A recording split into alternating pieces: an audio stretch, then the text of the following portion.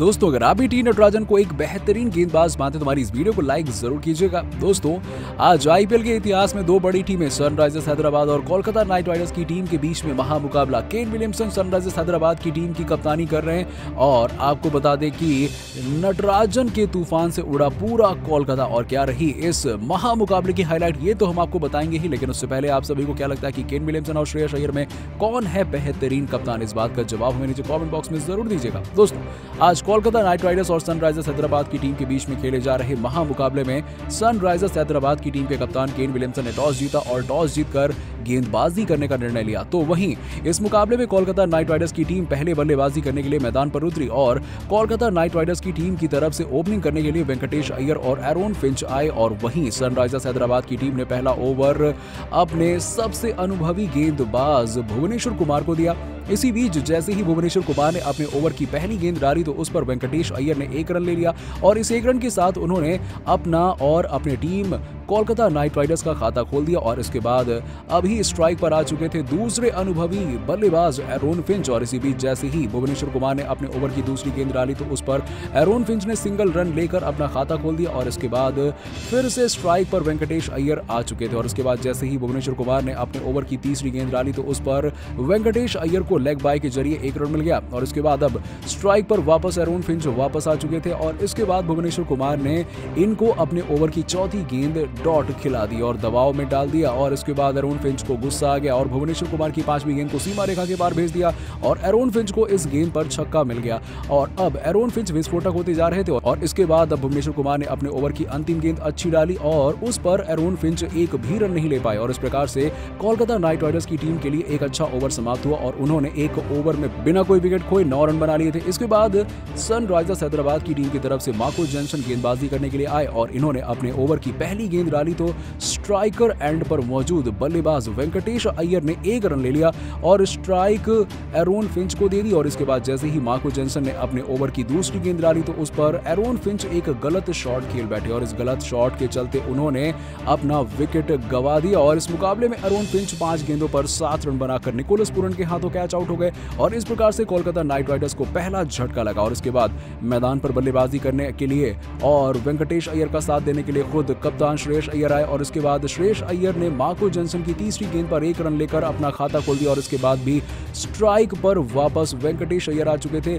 इसके बाद Marco Jansen ने अपने ओवर की बची हुई 3 गेंदों के अंदर बहुत ही बेहतरीन तरीके से गेंदों को डाला और इन 3 गेंदों पर वेंकटेश एक भी रन नहीं बना पाए और इस प्रकार से कोलकाता नाइट राइडर्स की टीम को 2 ओवर में 1 विकेट के नुकसान पर आपको बता दें कि 12 रन बना चुके थे। और इसके बाद ये दोनों बल्लेबाज जमकर बल्लेबाजी कर रहे थे, लेकिन सनराइजर्स हैदराबाद की टीम की तरफ से 5वां ओवर डालने के लिए आए नटराजन ने पहले तो अपने ओवर की पहली ही गेंद पर वेंकटेश अय्यर जैसे खतरनाक बल्लेबाज को 6 रन पर आउट कर दिया और इसके बाद मैदान पर बल्लेबाजी करने के लिए उतरे सुनील नारायण भी इनके सामने टिक नहीं पाए और मात्र 6 रन के स्कोर पर अपना विकेट गंवा बैठे। और इस प्रकार से नटराजन ने कोलकाता नाइट राइडर्स की टीम की बल्लेबाजी को ध्वस्त कर दिया और अब कोलकाता नाइट राइडर्स की टीम का स्कोर 6 ओवर में मात्र 3 विकेट के नुकसान पर 38 रन हो चुका था। और अब मैदान पर श्रेयस अय्यर और नीतीश राणा बल्लेबाजी कर रहे हैं। नीतीश राणा का खाता भी नहीं खुला है और वहीं श्रेयस अय्यर 16 रन बनाकर मैदान में बल्लेबाजी कर रहे थे। दोस्तों आपको क्या लगता है कि इस मुकाबले में नटराजन की गेंदबाजी को 10 में से कितने नंबर देंगे आप? दोस्तों राजस्थान की टीम के खिलाफ पांड्या ने तहलका मचा के रख दिया। मैदान में आकर ऐसा खतरनाक छक्का जड़ा कि देखकर सबकी हवाइयां उड़ गई और कैसे आज पांड्या ने अकेले अपने दम पर राजस्थान की टीम के होश उड़ा के रख दिए। हर एक गेंदबाज की पिटाई करी, सब आपको बताएंगे, लेकिन उससे पहले आप सभी को क्या लगता है हार्दिक पांड्या को क्या भारतीय टीम में भी खिलाना चाहिए या नहीं? नीचे कमेंट करके जरूर बताइएगा। दोस्तों आईपीएल 2022 का एक और घमासान 2 विजेताओं के बीच में खेला जा रहा है। 2 ऐसी टीमें जो कि आईपीएल में बहुत कम हारी हैं इस बार। आपने सही पहचाना, ये मुकाबला राजस्थान और गुजरात टाइटंस के बीच में डी.वाई. पाटिल के क्रिकेट एकेडमी स्टेडियम में खेला गया।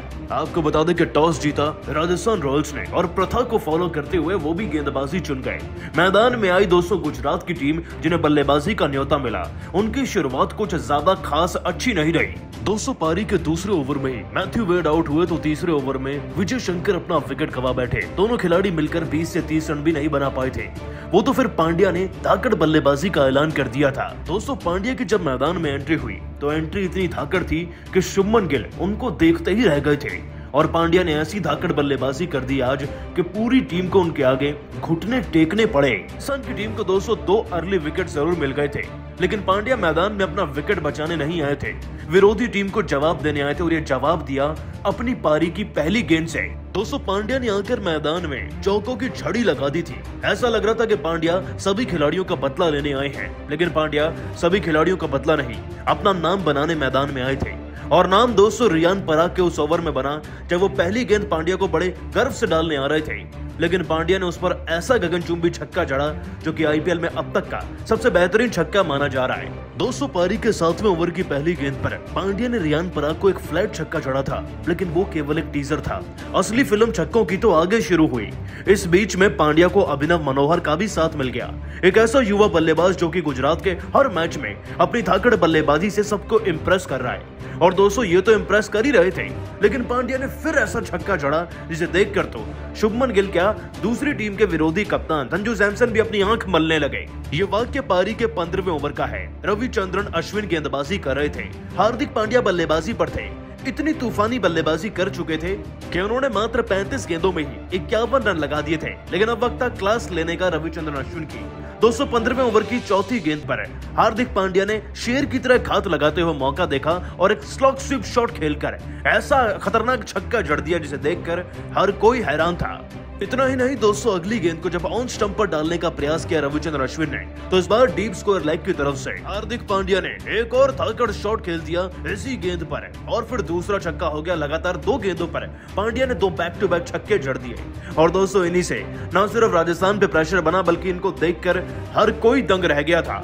दोस्तों, आपको बता दें कि इन्हीं 2 छक्कों के बाद अब हार्दिक पांड्या 40 गेंदों में 66 रन पर पहुंच गए थे। मनोहर ने भी 25 गेंदों में 36 रन लगाए और यही दोनों खिलाड़ियों ने मिलकर गुजरात की डूबती नैया को सहारा दिया और 150 तक पहुंचा दिया। लेकिन दोस्तों, आप सभी पांड्या के छक्कों को 10 में से कितने नंबर देंगे, कमेंट करके नीचे जरूर बताइएगा। दोस्तों, आज राजस्थान रॉयल्स और गुजरात टाइटंस की टीम के बीच में बहुत ही बड़ा महा मुकाबला खेला जा रहा है। इस महा मुकाबले में गुजरात टाइटंस की टीम शुरुआत में बल्लेबाजी कर रही है और जैसे राजस्थान रॉयल्स की टीम के गेंदबाजों के तूफान से उड़ा पूरा का पूरा गुजरात। और क्या रही इस मुकाबले में अब तक की हाइलाइट्स, ये सब तो हम आपको वीडियो में बताएंगे ही, लेकिन उससे पहले आप सभी को क्या लगता है कि हार्दिक पांड्या और संजू सैमसन में कौन है बेहतरीन कप्तान? इस बात का जवाब हमें नीचे कमेंट सेक्शन में जरूर दीजिएगा। दोस्तों, आज जब मुकाबला हुआ तो इस मुकाबले में राजस्थान रॉयल्स की टीम में से सिर्फ एक बदलाव देखने को मिला और उन्होंने अपनी टीम में ट्रेंट बोल्ट की जगह जिमी नीशम को शामिल किया।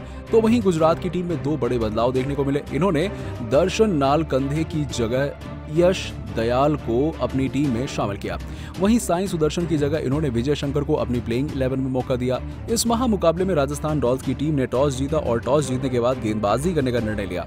इस निर्णय के बाद गुजरात की टीम मैदान पर बल्लेबाजी करने के लिए उतरी तो उनकी टीम की तरफ से ओपनर बल्लेबाज मैथ्यू वेड और शुभमन गिल आए और इन दोनों ने शुरुआत में तो बहुत ही बेहतरीन प्रदर्शन किया, लेकिन अंत में आते आते पता नहीं गुजरात टाइटंस की शानदार शुरुआत को किसकी नजर लग गई कि इनके बल्लेबाज आउट होते रहे। और इसी बीच राजस्थान रॉयल्स की टीम की तरफ से पहला ओवर डालने के लिए आए जिमी नीशम, वो तो वहीं एक एंड पर प्रहार करने के लिए मौजूद थे मैथ्यू वेड।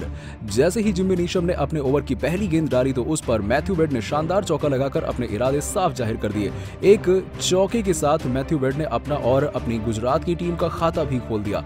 इसके बाद जिमी नीशम पर दबाव आ चुका था। इसके बाद जिमी नीशम ने इस ओवर में अपनी बेहतरीन गेंदबाजी का प्रदर्शन दिखाते हुए मैथ्यू वेड को 2 गेंदें डॉट खिला दी और वापस से दबाव मैथ्यू वेड पर शिफ्ट कर दिया।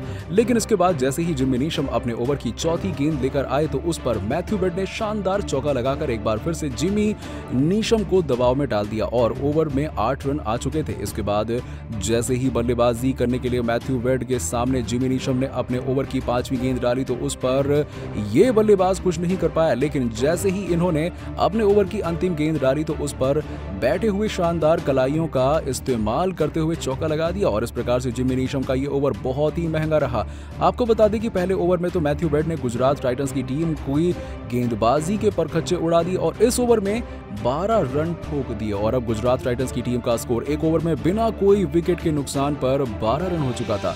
इसके बाद दूसरा ओवर डालने के लिए राजस्थान रॉयल्स की टीम के नए गेंदबाज आपको बता दें कि प्रसिद्ध कृष्णा आए और वहीं गुजरात टाइटंस की तरफ से दूसरे ओपनर शुभमन गिल स्ट्राइक पर आ चुके थे। इसके बाद जैसे ही प्रसिद्ध कृष्णा ने अपने ओवर की पहली गेंद डाली तो उस पर शुभमन गिल चकित रह गए, एक भी रन नहीं ले पाए और इसके बाद जैसे ही प्रसिद्ध कृष्णा ने अपने ओवर की दूसरी गेंद डाली तो बल्लेबाज शुभमन गिल ने 2 रन नहीं होना था, लेकिन फिर भी वो दौड़ पड़े और अपने साथी बल्लेबाज मैथ्यू वेड को रन आउट करा दिया।